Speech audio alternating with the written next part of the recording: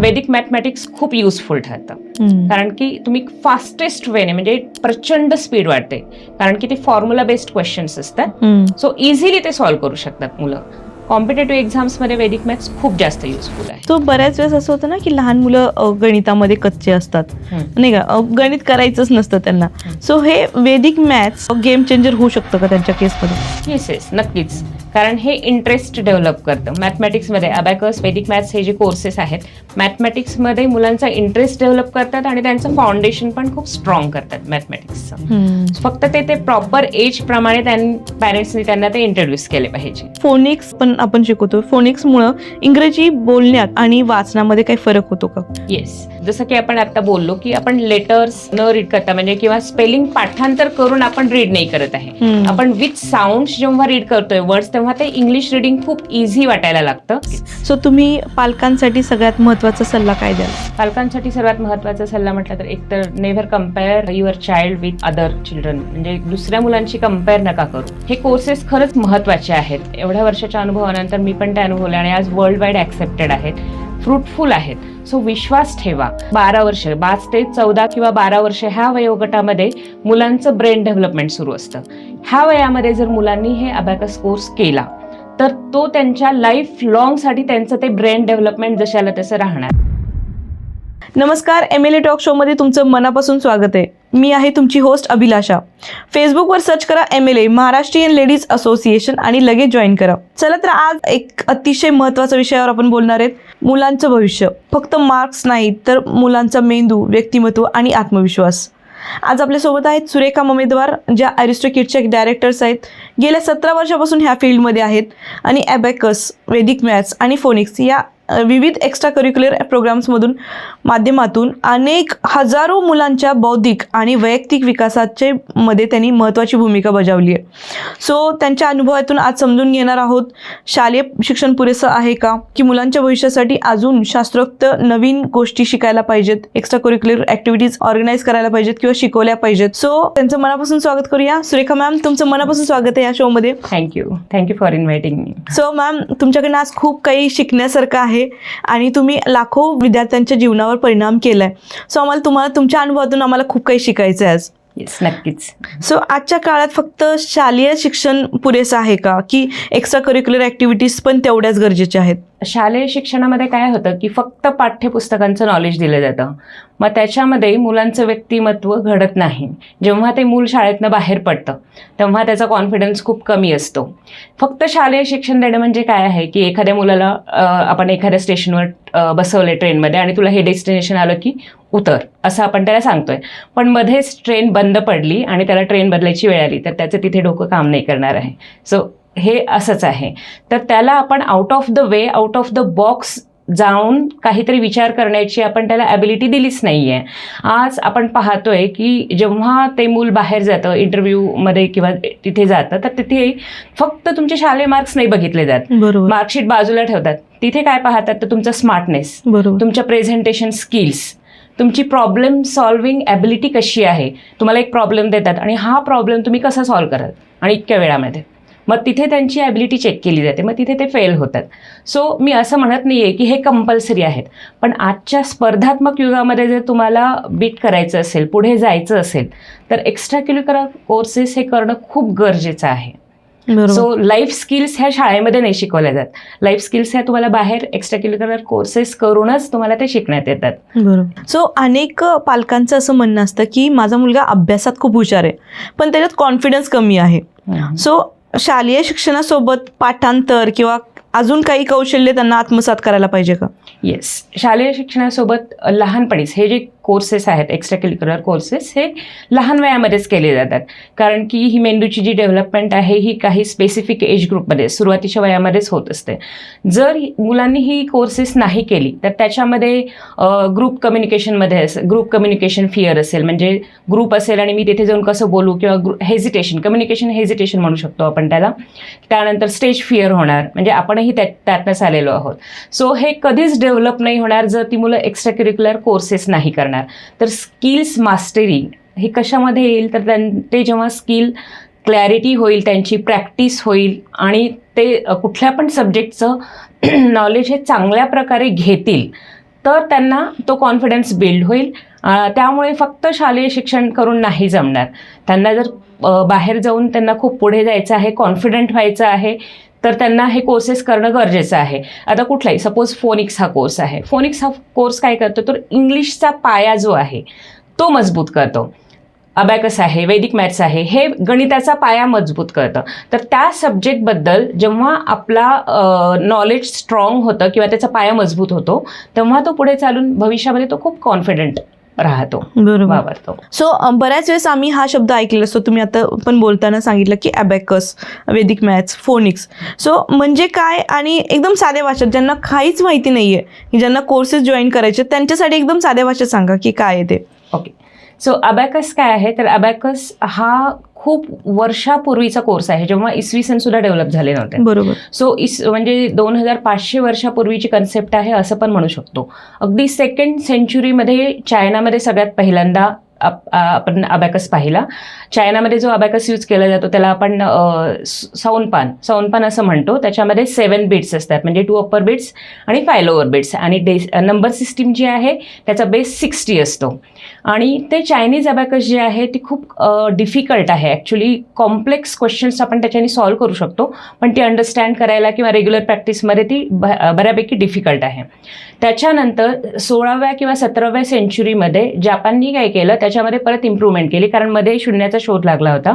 त्यामुळे decimal number system आली होती. मग जपाननी सोरोबन नावाचं एक अबॅकस आणलं, आणि त्याच्यामध्ये की फक्त 5च बीड्स असतात. 1 अप्पर बीड असतो आणि 4 लोअर बीड्स असतात. मग ज्याच्याने कॅल्क्युलेशन्स खूप सोपे झाले, जे समजायला पण सोपं आहे, यूज करायला पण सोपं आहे. त्याच्यामध्ये आपण नॉर्मल ऑपरेशन्स पण करू शकतो, मॅथमॅटिकल, आणि कॉम्प्लेक्स ऑपरेशन्स पण तेवढ्याच इझिली करू शकतो. आणि तो अबॅकस पण अगदी पोर्टेबल असतो. आणि आज आपण मॅक्सिमम कंट्रीजमध्ये जो वापरतोय तो आपण जॅपनीज अबॅकस वापरतो, ज्याला आपण सोरोबन असं म्हणतो. अजून एक मार्केटमध्ये जो आहे तो रशियन अबॅकस, ज्याला स्कॉटी म्हणतात, पण तो कोणी वापरत नाही, कारण त्याच्यामध्ये अगदी बेसिक ऑपरेशन्स होतात, तो एवढा प्रचलित नाही आहे. सो हे जो अबॅकस आहे, हे जर 5 ते 12 वर्ष, 5 ते 14 किंवा 12 वर्ष ह्या वयोगटामध्ये मुलांचं ब्रेन डेव्हलपमेंट सुरू असतं. ह्या वयामध्ये जर मुलांनी हे अबॅकस कोर्स केला तर तो त्यांच्या लाईफ लॉंगसाठी त्यांचं ते ब्रेन डेव्हलपमेंट जशाला तसं राहणार. काही पॅरेंट्स असं विचारू शकतात की त्यांनी लहानपणी केला आहे हा अबॅकस कोर्स, त्याला मोठेपणी तो फॉर्म्युले कसं काय लक्षात ठेवू शकेल. पण असं नाही आहे, त्याच्या बुद्धीचा विकास ऑलरेडी घडलेला आहे. जेव्हा त्यांनी तो कोर्स कंप्लीट केला तेव्हा त्याचं ब्रेन डेव्हलपमेंट झालेलं आहे. नंतर जेव्हा तो 10th जाईल, 12th जाईल, ग्रॅज्युएशनमध्ये जाईल किंवा कुठल्याही कॉम्पिटेटिव्ह एक्झाम्स देईल, त्याचं ब्रेन ऑलरेडी डेव्हलप झालेलं आहे, त्याचे कॅल्क्युलेशन्स फास्ट झालेले आहेत, त्याचं कॉन्सन्ट्रेशन वाढलेलं आहे, त्याच्या लॉजिकल ॲबिलिटीज वाढलेल्या आहेत. सो त्याची डेव्हलपमेंट परफेक्ट झालेली आहे. ते म्हणतात ना, माती जेव्हा कच्ची असते तेव्हा आपण त्याला आकार दिला पाहिजे. सो आपण त्या वयामध्ये जेव्हा आपण ह्या गोष्टी शिकवतोय त्यांना, तर हे त्यांना ते लाईफ लॉंग राहतं. सो अबॅकस जो आहे तो लहानपणी आपण हे करतोय. आणि वैदिक मॅथ्स जे आहे, वैदिक मॅथ्स ही आपली भारताची देण आहे. जे आपण 4 वेदाज ऐकले असतील, ते 4 वेदात जे होते, म्हणजे जे खूप वर्षांपूर्वीचे जे भारताचे ग्रंथ होते, त्याच्यापासून हे वैदिक मॅथ्स तयार झालेलं आहे. ते टेक्स्ट ॲक्च्युली काही मिसप्लेस झाले, काही हरवले, पण भारती कृष्ण तीर्थजी महाराज जे आहेत ह्यांनी 16व्या सेंचुरीमध्ये काय केलं की हे पूर्ण वेदांचं स्टडी करून काही फॉर्म्युलाईज म्हणजे रिडिस्कवर केलं. वैदिक मॅथ्सला परत त्यांनी रिडिस्कवर केलं आणि एक बुक तयार केलं, वैदिक मॅथ्स बाय भारती कृष्ण तीर्थजी महाराज, आणि ते पब्लिश केलं. आणि तेव्हापासनं वैदिक मॅथ्स आता भरपूर प्रचलित झालेलं आहे. आणि आता आम्ही जेव्हा वैदिक मॅथ्स शिकवतो तेव्हा आम्हाला फॉरेन कंट्रीजची स्टुडंट्सची पण खूप डिमांड आहे की वैदिक मॅथ्सचा कोर्स लावायचा आहे. याचा उपयोग काय आहे, जसं अबॅकस ओव्हरऑल ब्रेन डेव्हलपमेंटसाठी अबॅकस वापरतो, तर वैदिक मॅथ्स हे फक्त स्पर्धात्मक परीक्षांमध्ये खूप युजफुल असतं, जिथे तुम्हाला कमीत कमी वेळेमध्ये तुम्हाला मॅक्सिमम क्वेश्चन सॉल्व्ह करायचे आहेत. हे झालं वैदिक मॅथ्सचं. तर फोनिक्स काय आहे आणि कशासाठी आहे, तुम्हाला जर आठवत असेल तर आपण इंग्लिश कधीपासून शिकलो, 4थी किंवा 5वी पासून, राईट. तेव्हा आपल्याला ABCD स्टार्ट झालेलं होतं. पण हे फोनिक्सची कन्सेप्ट आहे ही कशी आली, याच्यामध्ये अस्तित्वामध्ये कशी आली, कसं काय होतं की मराठी म्हणजे आता सपोज हा मराठी शब्द आहे, आपण लिहिताना म लिहितो र आणि परत काना देऊन रा आणि ठला वेलांटी ठी, म्हणजे लिहिताना पण आपण मराठी लिहितोय, वाचताना पण आपण मराठीच वाचतोय, बोलताना पण आपण मराठीच बोलतोय. असं नाही आहे की आपण लिहितोय एक, वाचतोय एक, बोलतोय एक, असं नाही आहे. पण फोनिक्समध्ये आता सपोज एक वर्ड आहे cat, CAT cat. Okay, C नंतर ए येत आहे पण एचं साऊंड होत आहे ॲ, कॅट. आणि त्यानंतर दुसरा वर्ड आहे कार, CAR. त्याच्यामध्ये आपण एचं, सी नंतरच ए येत आहे पण तिथे आपण आ प्रोनाऊन्स करतोय. त्यानंतर तिसरा वर्ड आहे केअर, CARE. परत सी नंतर ए येते पण तिथे आपण ए म्हणतोय. म्हणजे किती गंमत आहे, कुठे आपण ॲ म्हणतोय, कुठे आ म्हणतोय, कुठे ए म्हणतोय. तर आपण बोलतोय एक, वाचतोय एक, लिहितोय एक. तर ह्या सर्व याच्यामध्येच फोनिक्सची उत्पत्ती झालेली आहे. मग याच्यामध्ये फोनिक्समध्ये काय होतं की आपण जे directly ABCD, A for Apple शिकलोय, तर तसं नाही. आपण एचा साऊंड काय होतो ॲ, सीचा साऊंड काय होतो क. प्रत्येक लेटर्सचा साऊंड आपण शिकवतो आणि साऊंडनुसार मुलं रीड करायला शिकतात. त्याचप्रमाणे ते शब्द ऐकून त्याचे स्पेलिंग्स पण तेवढ्याच इफेक्टिव्हली ते तयार करतात. मग काय होतं की याच्यामुळे आपण खूप उशिरा शिकलो, म्हणजे 8व्या-9व्या वर्षापासून आपण इंग्लिश शिकलो, पण आज 3ऱ्या वर्षाचं मूल सुद्धा इंग्लिश वाचू शकतं. Okay. With the help of phonics. ही मज्जा आहे फोनिक्सची. तर एकदम लहान हे जे ट्रान्झिशन आहे हे खूप स्पीडीली होतं. तर त्यांना आपण लेटर्सचे नावं न शिकवता आपण त्यांचे साऊंड शिकवतोय, जेणेकरून की त्यांना रिडिंग खूप इझी जातं आणि ते 3ऱ्या-4थ्या वर्षापासून ते रिडिंग करायला लागतात. सो हे आहे फोनिक्स. आणि त्याचे काही रूल्स असतात, फोनिक्सचे काही रूल्स असतात. ते रूल्स अप्लाय केल्यानंतर मुलं इझिली स्पेलिंग्स बनवू शकतात आणि रीड करू शकतात. त्यामुळे आपल्याला जे 100% शब्द पाठांतर करावं लागायचं ते आता 80% आलेलं आहे. म्हणजे ते स्वतःच बनवू शकतात, स्वतःच लिहू शकतात. पाठांतर करण्याची काहीही गरज नाही आहे. सुपर. अशा पद्धतीने तुम्ही एवढ्या सोप्या पद्धतीने सांगताय की असं वाटतं की मला आता परत एकदा शिकायला पाहिजे ती गोष्ट. इव्हन वेदिक मॅथ्स वगैरे किंवा प्रॉब्लेम सॉल्विंग आहे. वैदिक मॅथ्स तर भयानक इंटरेस्टिंग आहे. माझ्याकडे तर एक 65 इयर्सचे अंकल आले होते. ते म्हणाले मला नाही कुणाला शिकवायचं नाहीये, माझ्या नातवाला पण मला शिकवायचं नाही, पण मला खूप इंटरेस्ट आहे त्याच्यामध्ये, म्हणून मला शिकायचं आहे. So that was my youngest student actually. खरंच ते खूप इंटरेस्टिंग आहे. येस, मे बी हा पॉडकास्ट पाहिल्यानंतर खूप लोक अजून अप्रोच होतील की मलाही शिकायचं ही गोष्ट, की लहान मुलांनाच का.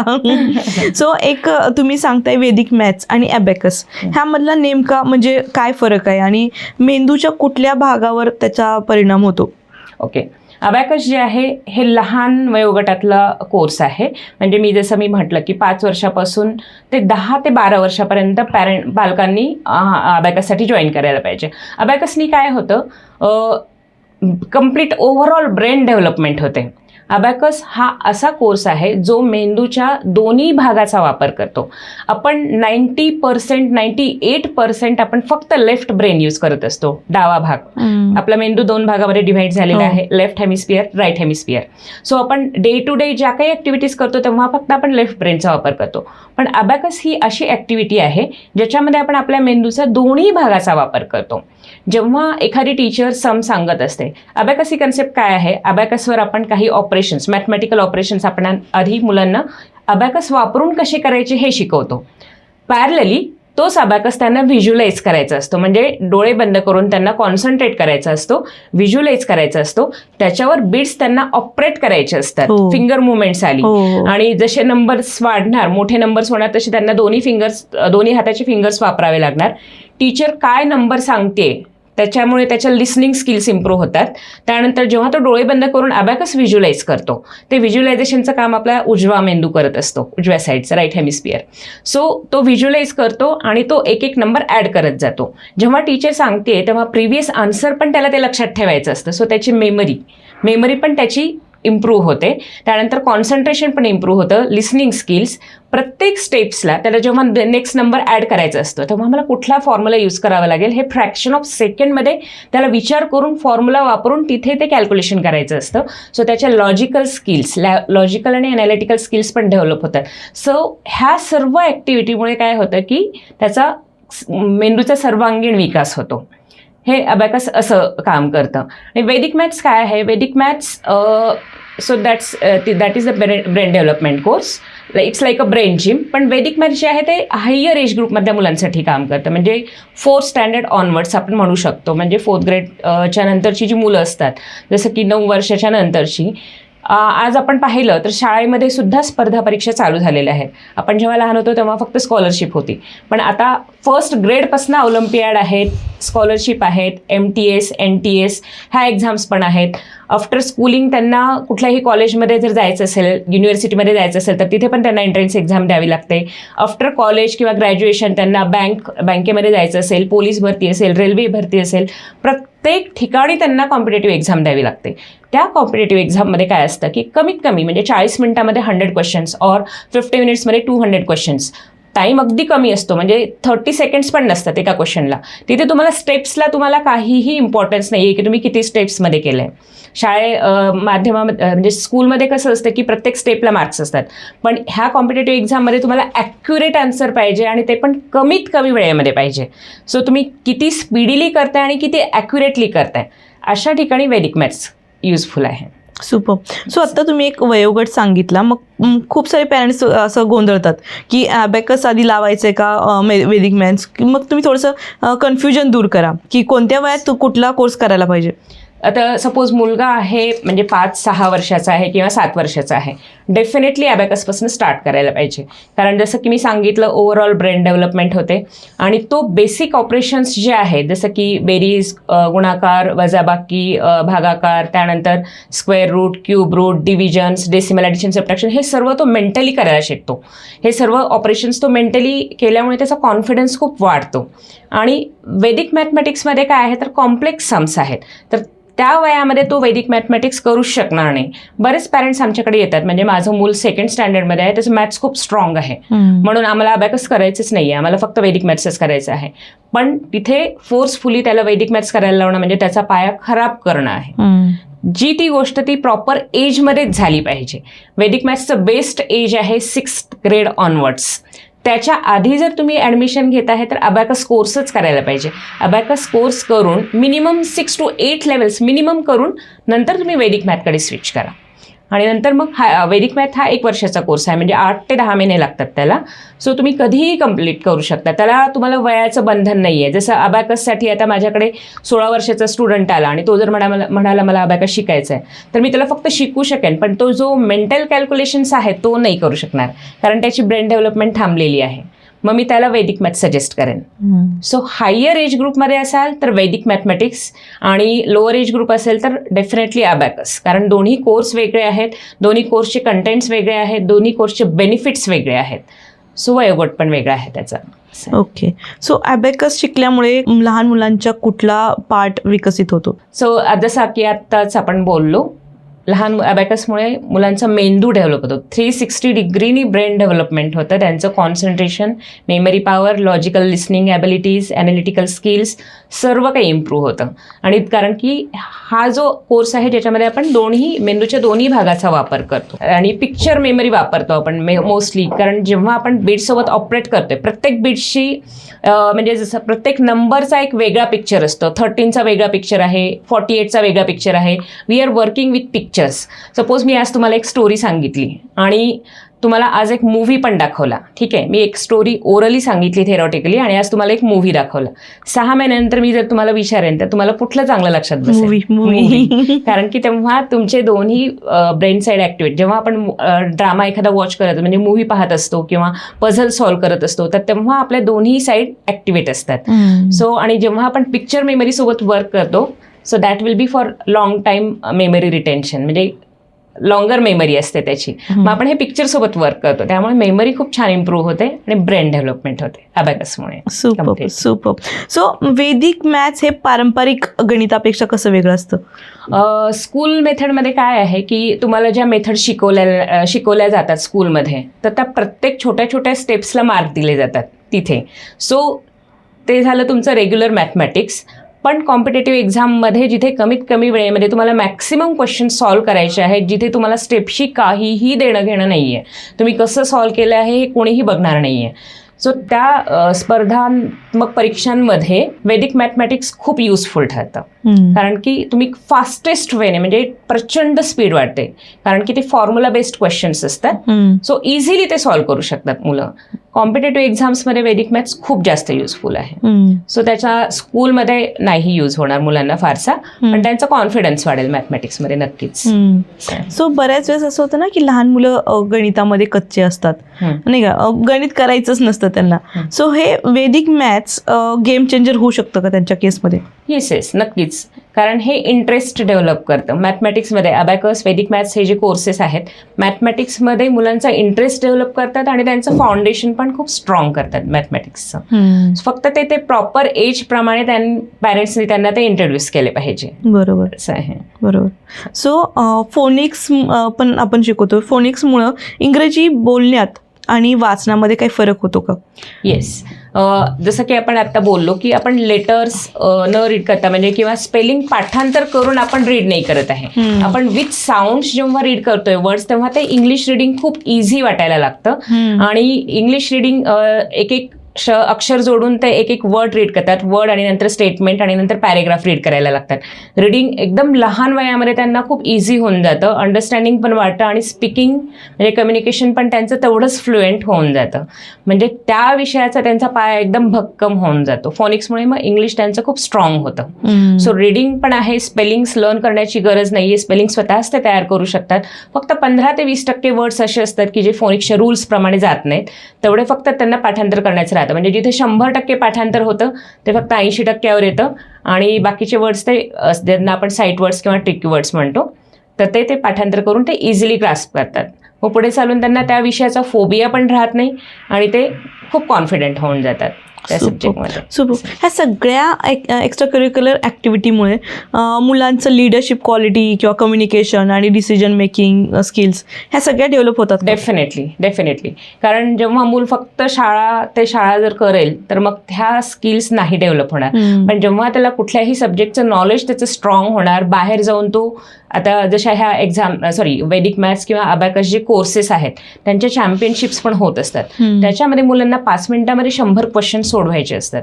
सो त्यांना ते जे हॉलचं जे हे आहे म्हणजे त्यावेळेसची जी सिच्युएशन आहे, सर्व मुलं एक्झाम सॉल्व्ह करतात, फक्त 5 मिनिटामध्ये मला एवढे क्वेश्चन, आणि ते पण म्हणजे अगदी फ्रॅक्शन ऑफ सेकंड्सनी कॉम्पिटिशन, म्हणजे ते हारतात. म्हणजे 4.90 सेकंडला जर सपोज विनर असेल आणि त्याचं 4.89 सेकंडमध्ये जर झालं असेल तर तो मागे राहतो. एक सेकंदाला इम्पॉर्टन्स असतं, तर त्यांना ते वेळेचं इम्पॉर्टन्स पण कळतं, डिसिप्लिन येतं. त्यानंतर तो एक्झाम हॉलचा फिअर असतो तो पण निघून जातो, तो बोल्ड होतो, डेफिनेटली बोल्ड होतो. सो ह्या ज्या स्किल्सवर आपण जर मास्टरी केली तर ते नक्कीच कॉन्फिडंट होतात, बाहेर जाऊन ते खूप स्मार्ट पण होतात डेफिनेटली. सुपर. कारण आज पाहिलेलं आहे बरेचसे स्टुडंट, म्हणजे मी स्वतःवरून तरी नक्कीच सांगू शकते की आपलं जे शालेय शिक्षण होतं, आपल्याला शाळेच्या शिक्षणाच्या बाहेर कधीच काही मिळालं नाही ऍक्च्युली. सो त्यामुळे आपण आज खूप स्ट्रगल करून आज इथपर्यंत आहोत. पण आज जर आपण पाहतो तर आजचं जनरेशन खूप स्मार्ट आहे, कारण की त्यांना लहानपणापासून ह्या सर्व गोष्टी मिळत गेल्या त्यांना त्यांच्या ह्याच्याने. तसं आहे. खूप छान. म्हणजे खरंच तुम्ही जी गोष्ट बोलली ना की आपल्या वेळेस एवढं एक्सपोजर नव्हतं. सो पालकांनी हे इन्व्हेस्टमेंट म्हणून पाहावी का एक्स्ट्रा खर्च असं म्हणून पाहावं? खर्च म्हणताच येणार नाही. ही एक इन्व्हेस्टमेंट आहे, जेणेकरून की ते पुढे चालून एक प्रतिभाशाली व्यक्तिमत्व होऊ शकतात.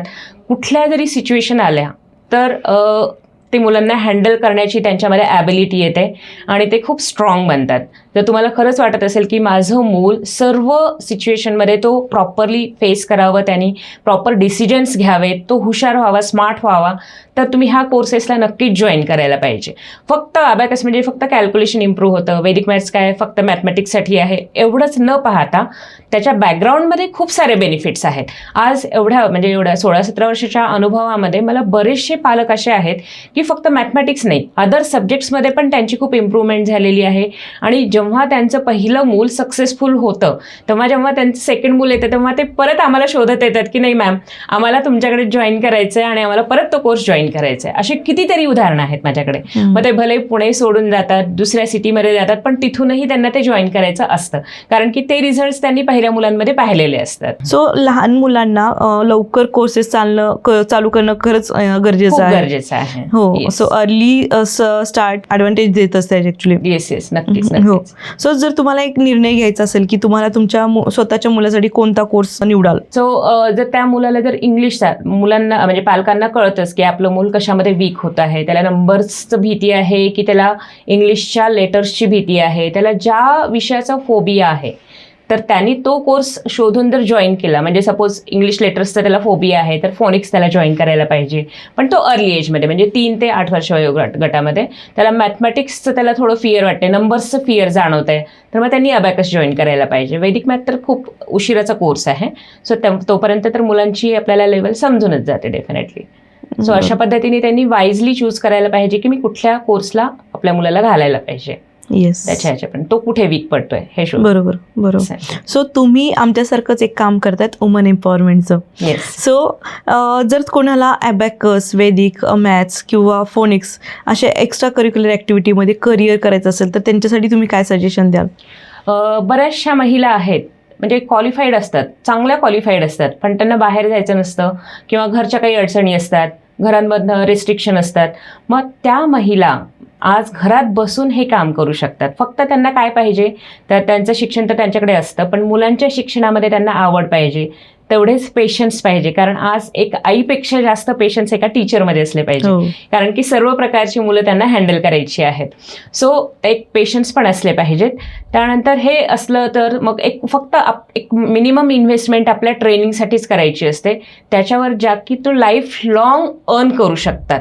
हे एक असं प्रोफेशन आहे ज्याच्यामध्ये तुम्हाला अर्निंग तर होणारच होणार, that is the secondary part, पण एक सॅटिस्फॅक्शन. कारण मी आज माझ्या लाईफमध्ये मी बऱ्याच बिझनेसमधनं मी एक्सपिरियन्स घेतलेला आहे. याच्यामध्ये कुठलंही टार्गेट नाही आहे, कुठलंही दडपण नाही आहे, प्रेशर नाही आहे, सो रेस्ट्रिक्शन्स कुठलेच नाही आहेत. तुम्हाला घरात बसून तुमच्या कम्फर्ट झोनमध्ये काम करायचं आहे. जेव्हा तुम्ही तुमच्या स्टुडंट्सला रिझल्ट्स देता चांगले आणि पॅरेंट्स तुमच्याकडे येऊन बोलतात की नाही माझ्या मुलांमध्ये खूप छान रिझल्ट्स आलेत आणि त्याला स्कूलमध्ये पण ॲप्रिसिएशन मिळालेलं आहे, सो ते जे सॅटिस्फॅक्शन आहे ते तुम्हाला कुठल्याच प्रोफेशनमध्ये बघायला मिळणार नाही. एक IAS असेल तर तो दुसरा IAS नाही बनू शकत, पण एक टीचर एक IAS पण बनू शकते, एक डॉक्टर पण बनू शकते, एक इंजिनियर पण बनू शकते.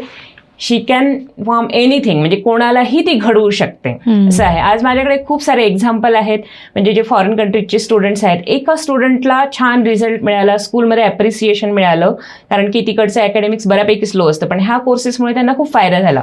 मूल खूप स्मार्ट झालं, त्याचे रिझल्ट्स बघून अख्खी कॉलनीच्या कॉलनी UKची US अशी जॉईन झालेली आहे.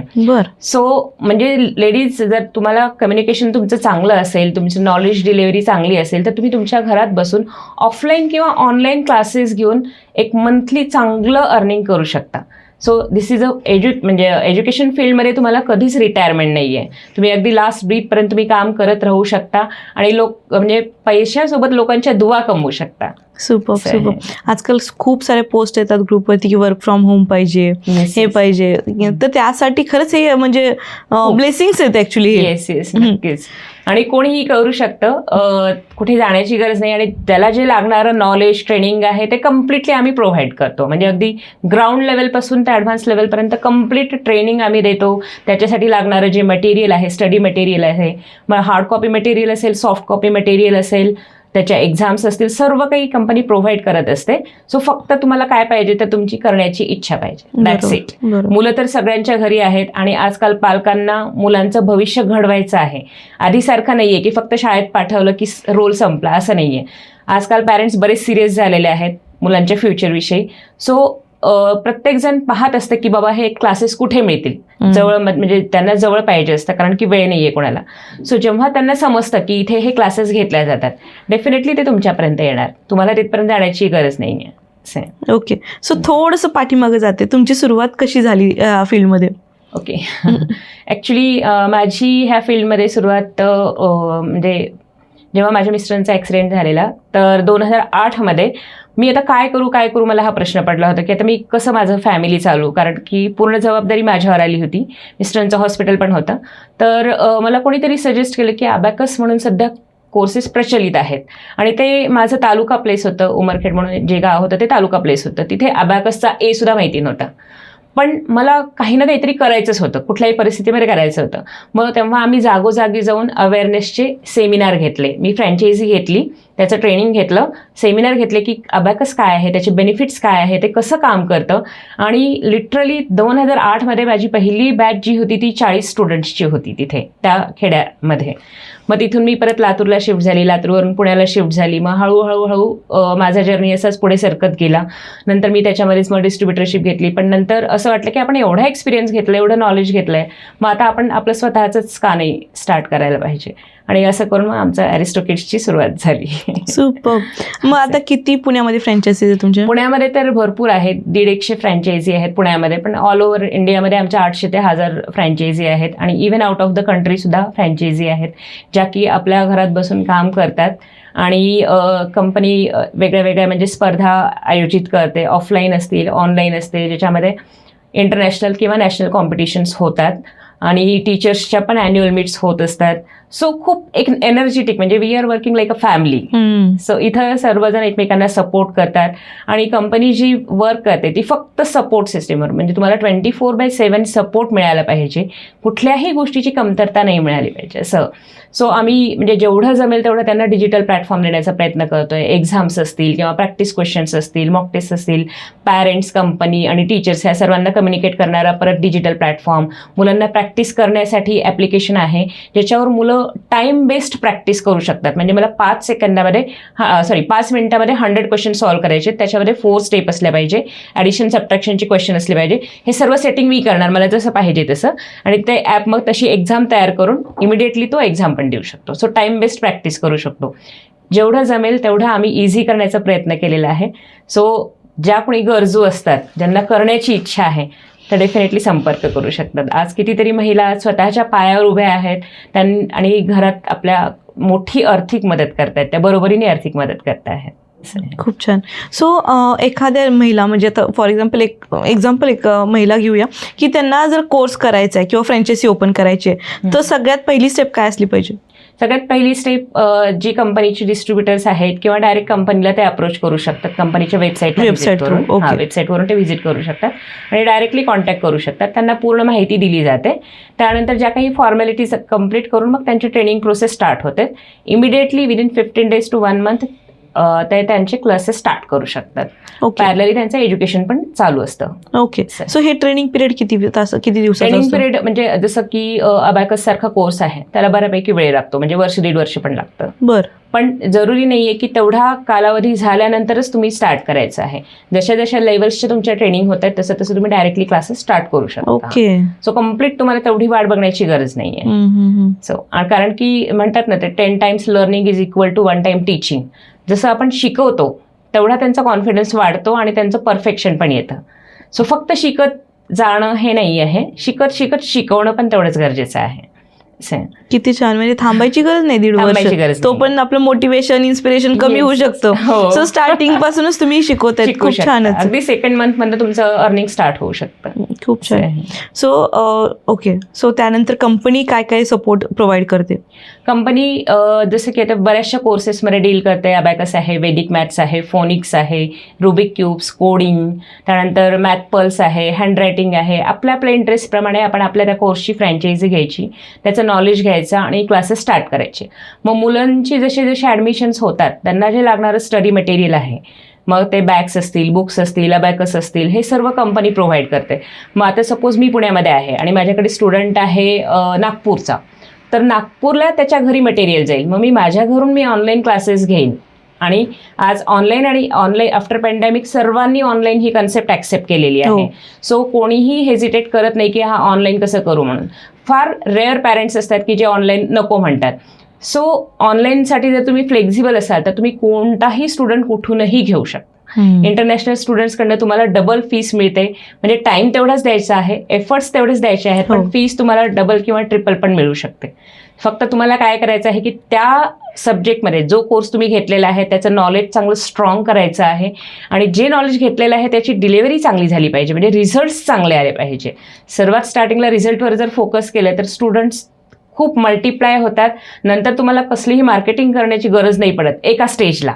जर तुम्ही चांगले रिझल्ट्स दिले तर ऑटोमॅटिकली स्टुडंट्स मल्टिप्लाय होतात मग तिथे. असं आहे. सो त्याला लागणारे एक्झाम पेपर्स असतील, आन्सर शीट्स असतील किंवा मॉक टेस्ट असतील, सर्व काही कंपनी प्रोव्हाइड करते. डिजिटल सपोर्ट पण, आणि शिवाय 24/7 सपोर्ट कंपनीचा अवेलेबल असतो. कुठेच कसलीच अडचण नाही पडू देत. असं आहे. खूप छान.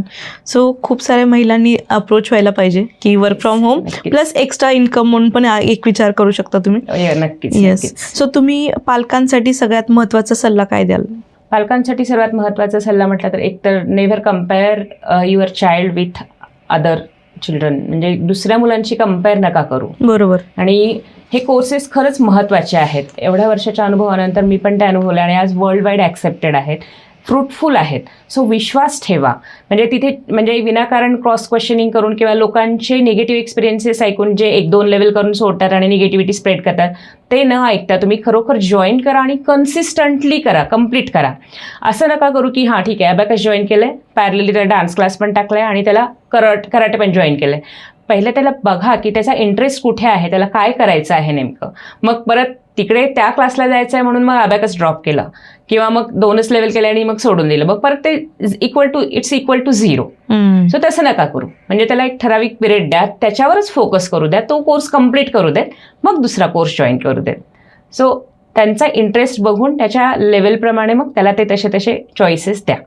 असं खूप सारा भडीमार नका करू की हे पण करायचं आहे ते पण करायचं आहे. ऑलरेडी अभ्यासाचं भडीमार आहेच आहे, अभ्यासाचं बर्डन आहे, कॉम्पिटिटिव्ह एक्झाम्स आहेतच. येस. त्यासोबत तुम्ही असं एवढं हे करू नका. हे नका करू. Right. हां. Yes. आणि कम्पेअर नका करू की Compare. हा हुशार आहे, परत तुला एवढेच मार्क्स पडले पाहिजे. मार्क्सवर काही नाहीये. मी जसं म्हटलं की तुमचा स्मार्टनेस, मार्कशीट बाजूला ठेवतात, इंटरव्ह्यूवर मार्कशीट बाजूला ठेवेल, तो बघेल 1 to 1 तो किती स्मार्ट आहे, किती स्मार्टली बिहेव करतोय, कसं प्रॉब्लेम सॉल्व्ह करतोय, कसं प्रेझेंट करतोय, हे बघेल.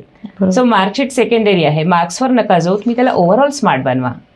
त्याच्यासाठी हे असे कोर्सेस आपण लहान वयात जॉईन करू शकतो मुलांना. खूप छान, खूप छान. सो आजच्या चर्चेतून एक गोष्ट स्पष्ट झाली की शिक्षण म्हणजे गुणपत्रिका नाही, मार्कशीट नाहीये. नक्कीच. सो मेंदूची वायरिंग आणि व्यक्तिमत्वाची घडण means confidence building is very important part. Ma'am, तुम्ही आज स्पष्टपणे सांगितले की कोणत्याही वयात कौशल्य शिकवलं जातं आणि शिकू शकता तुम्ही. टीचर्सला पण पहिले शिकावंच लागतं आणि त्याच्यानंतर स्टुडंटलाच शिकवावं लागतं. सो त्यामुळं टीचरचाही कॉन्फिडन्स वाढतो, मुलांचाही कॉन्फिडन्स वाढतो. जर तुम्हाला स्वतःच्या व्यक्तिमत्वामध्ये विकास घडवायचा असेल, तुमच्या फायनान्शियल प्रॉब्लेम सॉर्ट आउट करायचा असेल तर सुरेखा मॅमला भेट द्या, सुरेखा मॅमला भेटा किंवा अरिस्टोकॅटची जी वेबसाईट आहे ती आम्ही डिस्क्रिप्शनमध्ये देऊ, तिथं नक्की तुम्ही व्हिजिट करा. आणि मॅम, तुम्ही आज इथं आलात आणि खूप छान गप्पा झाल्या आपल्या, खूप छान इन्फॉर्मेशन दिली आणि वुमन एम्पॉवरमेंट पण आपण थोडंफार केलं आहे. सो त्याबद्दल मनापासून धन्यवाद. Thank you so much. Thank you. धन्यवाद.